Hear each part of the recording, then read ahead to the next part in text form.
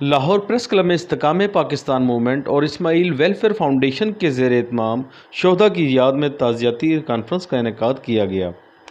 तकरीब में सरदार colonel Abdur Rauf Maksi, colonel Syed Jafar Abbas, Mohammad Arshad Gujjar, Chaudhary Shabbir Ahmad, Assam Arshad, Rabil Fatima, Mohammad Ali, Mohammad Shakeel, हबीब मुग़ल, रिजवान भट्ट, मोहम्मद अमीर हमज़ा, राय Zia, Mohammad Shakeel, Rana Sajid, Mohammad Irfan, Abid Hussain, doctor Ashraf Khan व दीगर अफराद ने शिरकत की।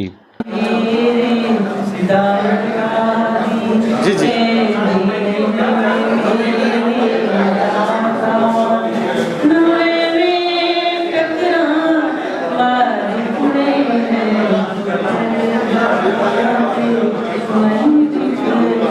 तकरीब के आखिर में सरदार कर्नल अब्दुर्रऊफ मक्सी, मोहम्मद अरशद गुज्जर, शब्बीर अहमद मेहमानों में शील्ड तकसीम कर रहे हैं।